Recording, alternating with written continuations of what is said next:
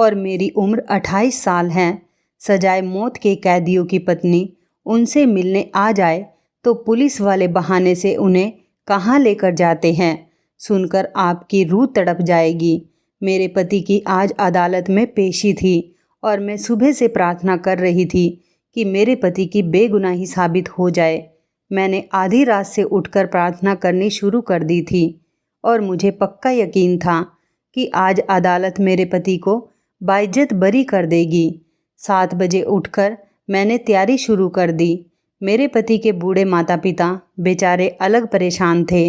हम सब के दिल बहुत तेजी से धड़क रहे थे कि ना जाने क्या फैसला आएगा। मेरे पति पर कत्ल का मुकदमा दर्ज था और मैं जानती थी कि मेरा पति ऐसा कुछ भी नहीं कर सकता, वो बेगुनाह है। मैंने अपने सास ससुर को नाश्ते के लिए पूछा तो उन्होंने मना कर दिया। मेरा भी मन नहीं कर रहा था। थोड़ी देर बाद हम तीनों अदालत के लिए निकल गए। मेरे पति पर उसके एक दोस्त के कत्ल का इल्ज़ाम था और बदकिस्मती से सारे सबूत उनके खिलाफ ही थे। हमने अपनी हैसियत के मुताबिक बहुत अच्छा वकील किया था और मुझे उम्मीद थी कि वो मेरे पति को बाइज्जत बरी करवा देगा। आज अदालत में आखिरी सुनवाई थी। आज फैसला सुना दिया जाता, इसलिए हम सब वक्त पर अदालत आ गए थे। थोड़ी ही देर में मेरे पति को भी लेकर आ गए। उनकी हालत को देखकर मैं खुद को कंट्रोल नहीं कर पाई और रोने लगी। वो बहुत ज़्यादा कमज़ोर हो गए थे। हमारी शादी को अभी 2 साल ही गुजरे थे और पिछले 6 महीनों से वो जेल में ही थे। मेरे माता पिता भी आए थे। मेरे पास आकर माता पिता ने प्यार देने के बहाने मेरे कान में कुछ कहा कि फ़ैसला अगर इसके खिलाफ़ आ गया और अदालत ने इसे कोई सज़ा दी तो इससे डिवोर्स ले लेना। मैंने तड़प कर अपने पापा को देखा कि इतनी बड़ी बात उन्होंने कैसे कर दी, लेकिन फिर उनकी जगह खुद को रख कर सोचा तो वो इतने गलत भी नहीं थे। एक बेटी के बाप थे जिसके पति की ज़िंदगी का अब कोई भरोसा नहीं था। हम सब लोग अपनी अपनी जगह पर बैठ गए। थोड़ी देर में जज साहब आ गए और कार्रवाई शुरू हो गई। मैं कुछ नहीं सुन रही थी कि क्या हो रहा है, क्या सबूत पेश किए जा रहे हैं, कौन सा गवाह क्या बयान दे रहा है और वकील क्या बात कर रहा है। कुछ नहीं सुन रही थी मैं, बस आंखें बंद किए अपने पति के इन सब से बाहर निकलने की प्रार्थना कर रही थी। कुछ देर बाद पूरे तरीके से खामोशी छा गई। मैंने चौंक कर आंखें खोली। जज फैसला सुनाने लगा था। मेरा दिल ज़ोर ज़ोर से धड़क रहा था।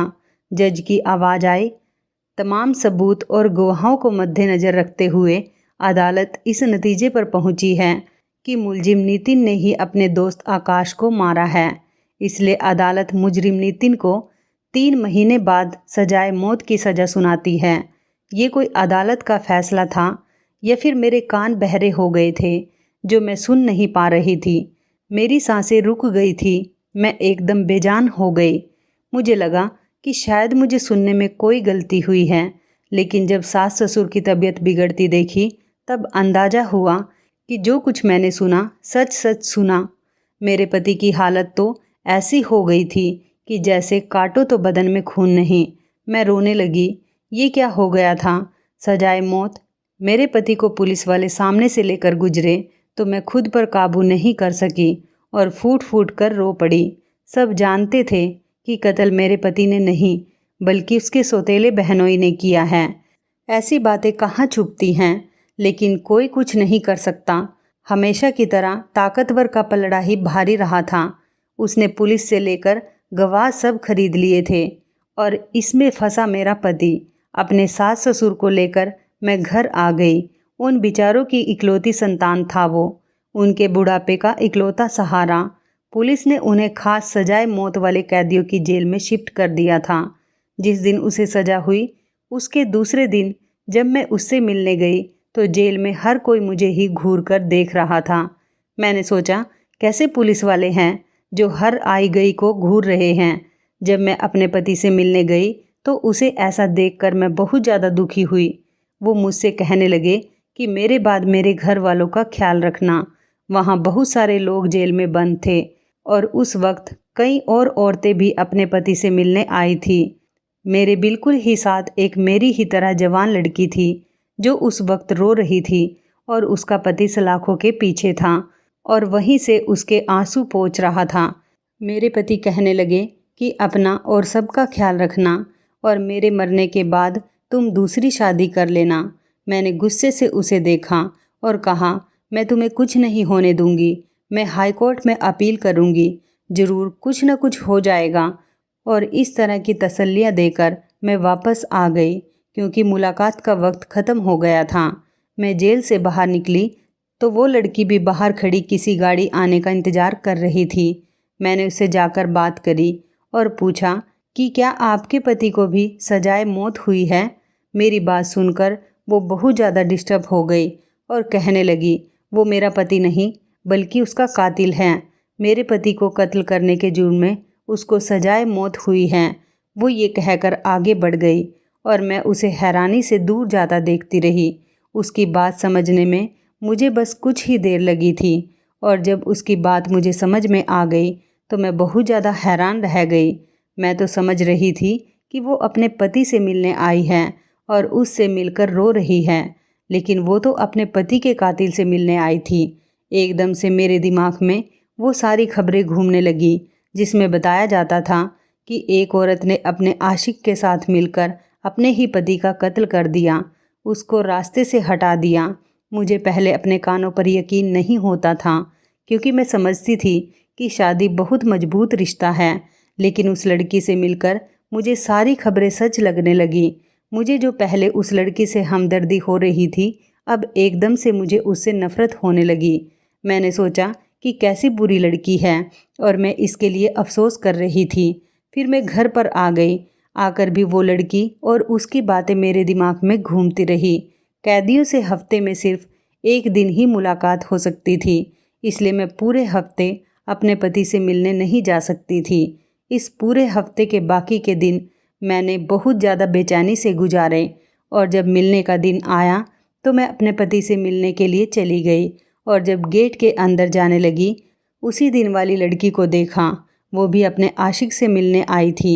मैंने अपने पति से पूछा कि इस लड़की की क्या कहानी है, तो मेरे पति ने बताया कि मुझे ज़्यादा मालूम नहीं, यहाँ पर सिर्फ सजाए मौत वाले कैदी हैं और सजाए मौत उनको ही मिलती है जिन्होंने किसी का कत्ल किया है।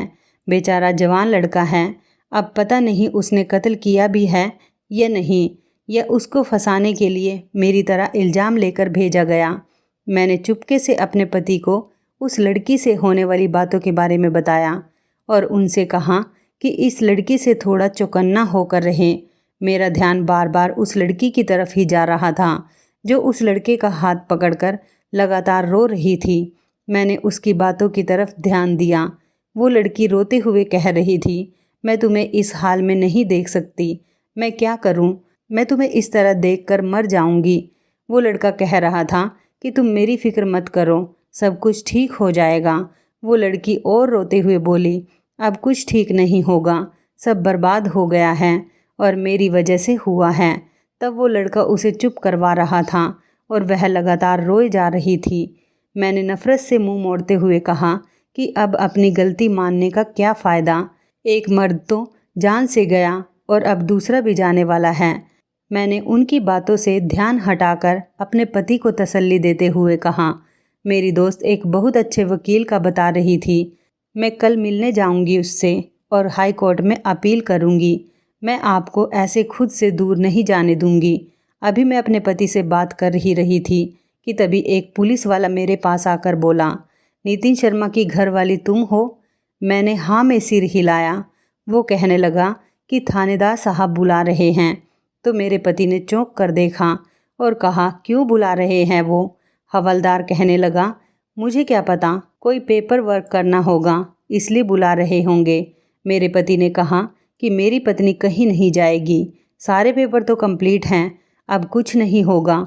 हवलदार चेत कर बोला कि ऐसा है कि ये जो मुलाकात हो रही है ना, इसके सिग्नेचर भी करवाने होते हैं और उसे ही करवाने के लिए वो बुला रहे हैं। अगर नहीं जाना मैं बता देता हूँ जाकर, लेकिन यह याद रखना कि ये मुलाकात फिर कभी नहीं होगी, बस आज आखिरी बार ही समझे।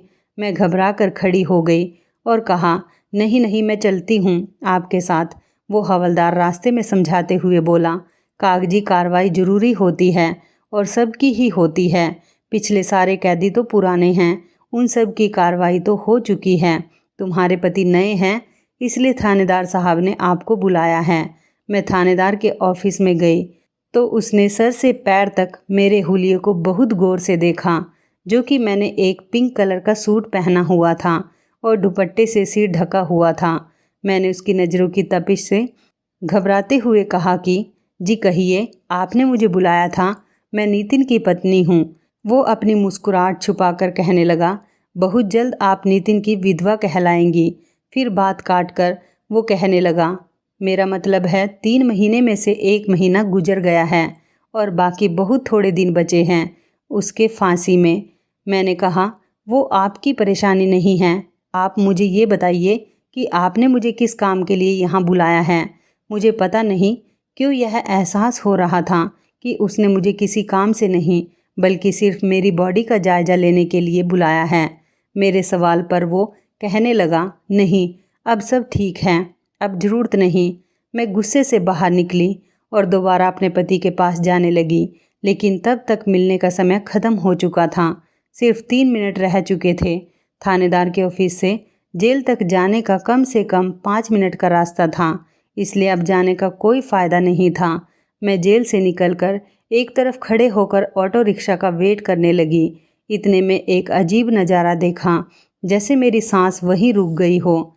मैंने देखा कि वही लड़की बाहर निकल रही है और उसके साथ थानेदार भी बाहर निकला और 1-2 और पुलिस वाले। मैंने हैरानी से सोचा, ये लड़की पुलिस वालों के साथ क्या कर रही है। वो उनके साथ एक कार में बैठ गई और वो सब वहाँ से चले गए। मैं बहुत शौक होकर रह गई थी, ये लड़की पुलिस वालों के साथ क्यों गई है और कहाँ गई है। मुझे तो वो थानेदार शक्ल से ही बेकार इंसान लग रहा था, लेकिन वो काफ़ी लोग थे।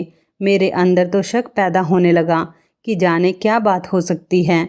मैं अपने दोस्त के बताए हुए वकील के पास गई और मैंने उससे अपने पति का सारा केस डिस्कस किया। मैं हर हालत में अपने पति को बचाना चाहती थी। मेरे मम्मी पापा मेरा साथ नहीं दे रहे थे।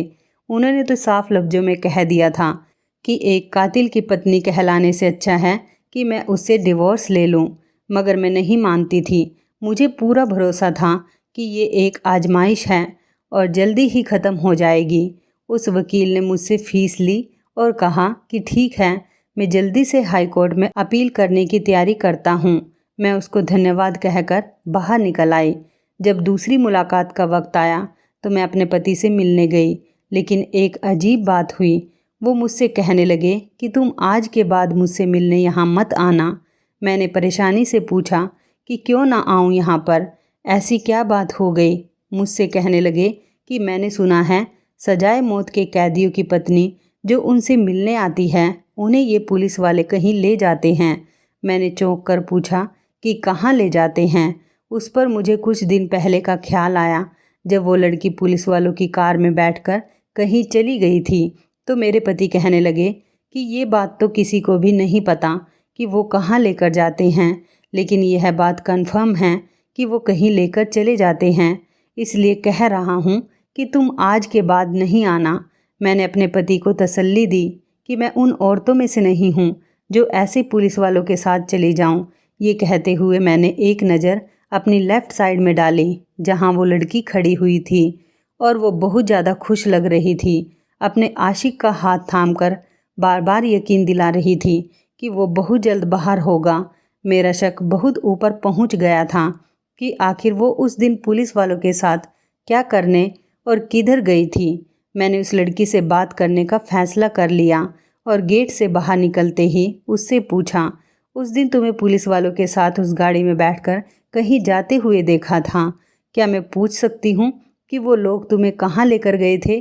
वो मेरी तरफ मुड़ी और मेरी आंखों में आंखें डालकर कहने लगी, आप नहीं पूछ सकती क्योंकि आप मुझसे पूछने का हक नहीं रखती हैं।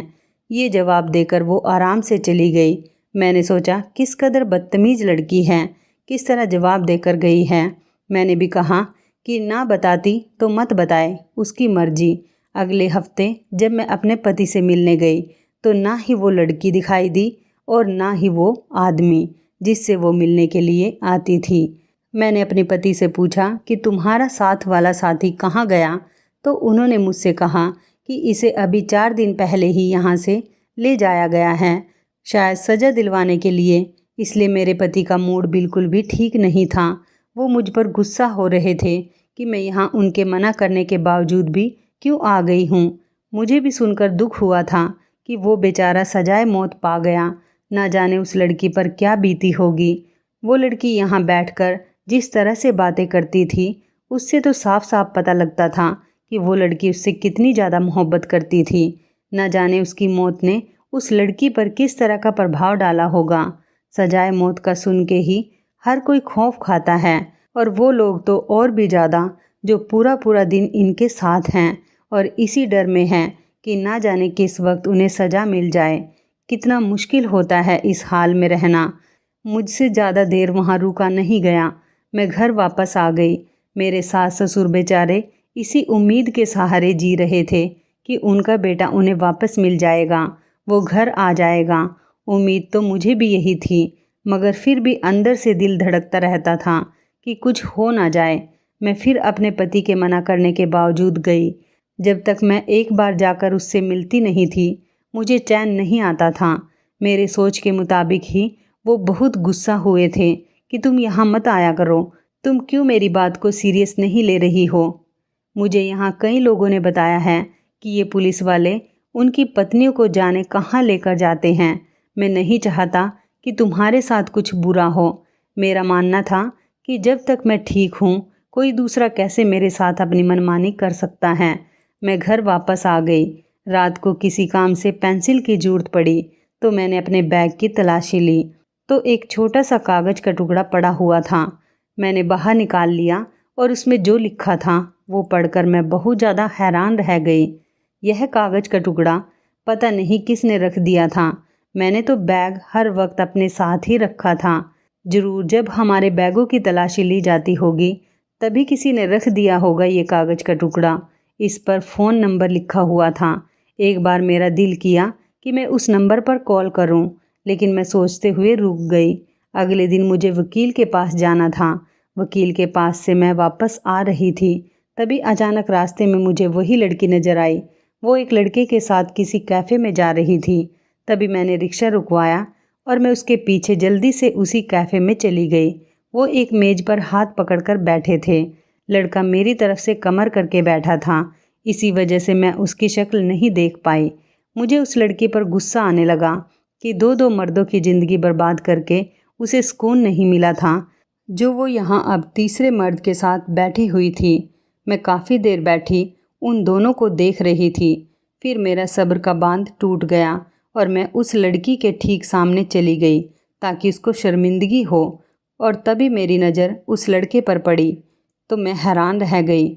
मुझे ऐसा लगा जैसे मैं कोई ख्वाब देख रही हूँ, क्योंकि सामने मौजूद लड़का तो वही था जो जेल में बंद था।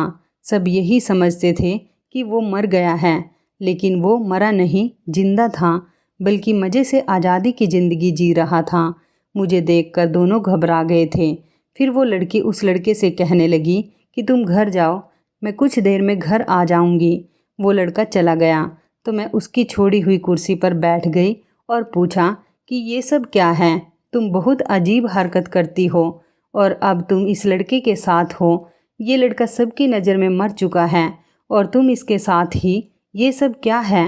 वो लड़की कहने लगी, मैं तुम्हें सब कुछ बताती हूँ। मेरा नाम ज्योति है। हम रामपुर के रहने वाले हैं। मेरे माता पिता के बस हम 3 ही बच्चे थे। मैं सबसे बड़ी थी और मुझसे छोटी एक बहन और एक भाई। मुझे पूरी दुनिया में सबसे ज़्यादा मोहब्बत अपनी बहन से थी, क्योंकि वो बहुत ज़्यादा बीमार थी और वो बिस्तर पर पड़ी रहती थी। मेरे पापा और मम्मी दोनों ही काम पर जाते थे। मैंने अपनी बहन को पहले दिन से ही खुद संभाला था। मेरे माता पिता की अजीब फितरत थी। दोनों ही एक दूसरे को पसंद नहीं करते थे, लेकिन फिर भी शादी हो गई और 3 बच्चे भी हो गए। जब से भाई पैदा हुआ था तब से उनका झगड़ा भी बढ़ने लगा। वो हफ्तों तक बात नहीं करते थे। मैंने अपने भाई बहन को कैसे संभाला ये बस मैं ही जानती हूँ। मेरी बहन और भाई मुझे मेरी जान से भी बढ़कर प्यारे थे। मेरे पापा के दोस्त के बेटे ने मुझे शादी के लिए प्रपोज किया तो मैंने उसे मना कर दिया, क्योंकि मैं अपनी मम्मी की सहेली के लड़के को पसंद करती हूँ और उससे बहुत ज़्यादा मोहब्बत करती हूँ और उससे ही शादी करना चाहती थी। लेकिन मेरे पापा ने तहस में आकर और मम्मी की जिद की वजह से मेरी शादी अपने दोस्त के बेटे से तय कर दी। शादी के बाद मैं अपनी बहन को भी ससुराल ले आई थी, क्योंकि मैं अपनी बहन को अकेला नहीं छोड़ सकती थी। वो बहुत ज़्यादा बीमार रहती थी। उसके लिए हमेशा घर पर कोई देखभाल करने वाला चाहिए था, जो कि वहाँ रहकर नहीं हो सकता था। मेरा पति उसको अपनी बहन ही कहता था। हमारे लिए खास मिठाई लेकर आता था, जो हम बहुत शौक़ से खाते थे। फिर मेरे पति दूसरे शहर काम से चले गए तो उनके पीछे मेरी बहन की तबीयत खराब हो गई। डॉक्टर ने जब बताया कि वो प्रेग्नेंट हैं तो मेरी तो जान निकल गई। लेकिन असली क़यामत तो तब टूटी जब मेरी बहन ने बताया कि उसके साथ यह सब मेरे पति ने ही किया था।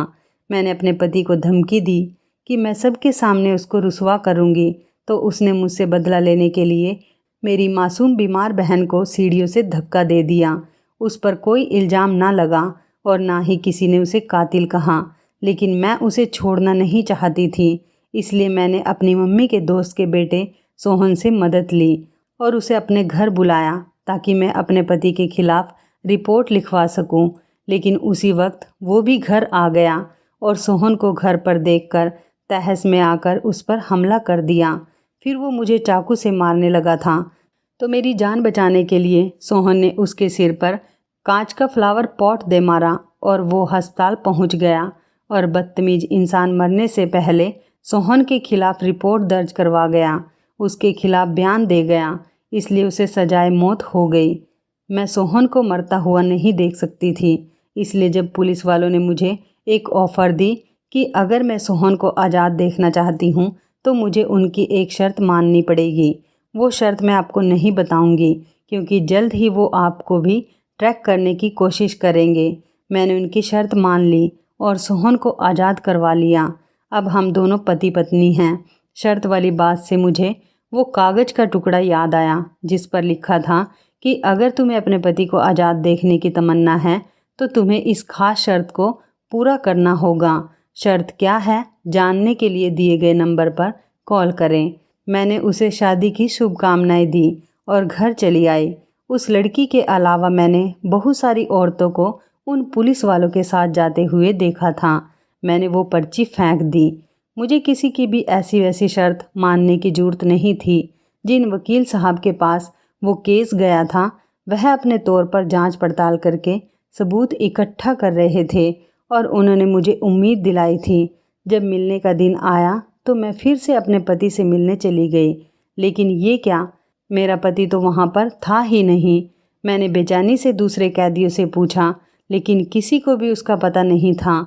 आखिर में एक हवलदार कहने लगा कि तुम्हारे पति की सज़ा के दिन करीब आ गए थे, इसलिए उसे दूसरी जेल भिजवा दिया गया है। मैं सुनकर परेशान हो गई कि कहाँ भेजा गया है। मैंने उससे कहा कि मुझे एड्रेस बताओ, तो वो कहने लगा कि अभी बड़े साहब ज़रूरी काम से उधर ही जा रहे हैं, तुम उनसे बात कर लो, क्या पता तुम्हें भी साथ ले जाएं।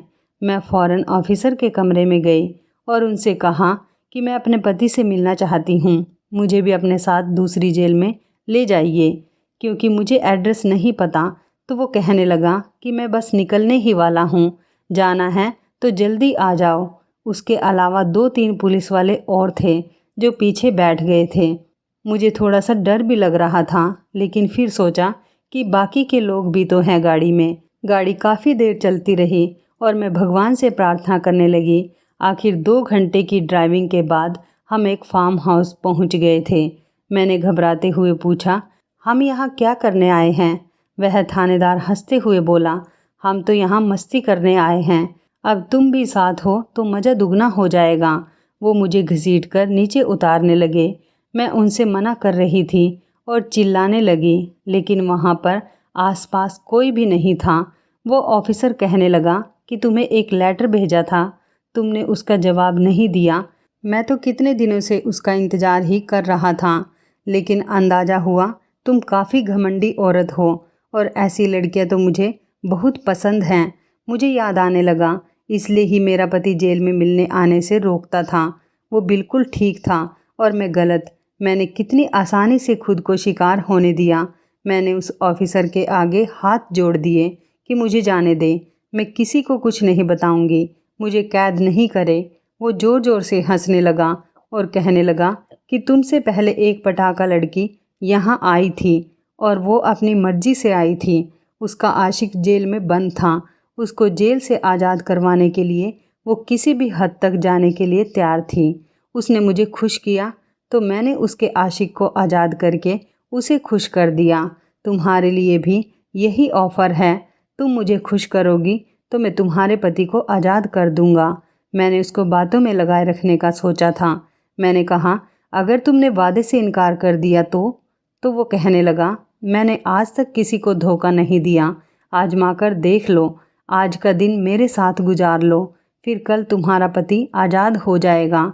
मैं बेचैनी से इंतज़ार करने लगी। मैं अपनी फ्रेंड का इंतज़ार करने लगी। यहाँ आने से पहले मैंने गाड़ी में से ही उसे मैसेज कर दिया था कि मैं कहाँ जा रही हूँ, पता नहीं कहाँ पहुँचूँगी। इतने में ही पर्स में रखे मोबाइल पर रिंग की आवाज़ आई। उस ऑफिसर ने जल्दी से मेरा मोबाइल छीनकर बंद कर दिया। फिर उसने मुझे बाजू से पकड़ लिया और खींचते हुए अंदर ले जाने लगा।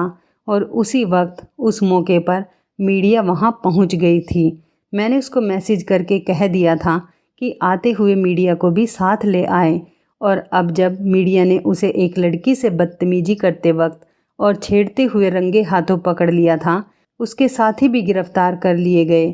और इन सब से यह पता चला कि मेरा पति वहीं उसी जेल में था। इस ऑफिसर ने जानबूझकर उसे मिलने वाले कमरे में आने से रोक दिया था ताकि उसकी पत्नी मतलब कि मैं यहाँ आऊँ तो वो किसी बहाने से मुझे यहाँ ले आए। अगर मैं पहले ही अपने फ्रेंड से सब कुछ ना जान चुकी होती तो मैं भी उसके चुंगल में फंस जाती। मैं समझ गई थी कि वो मुझे ट्रैप कर रहा है, इसलिए मैंने उसे सज़ा दिलवाने का फ़ैसला किया और पूरे मीडिया के सामने उसकी असलियत खोल दी। कुछ ऑफिसर्स बहुत सालों से ये काम कर रहे थे।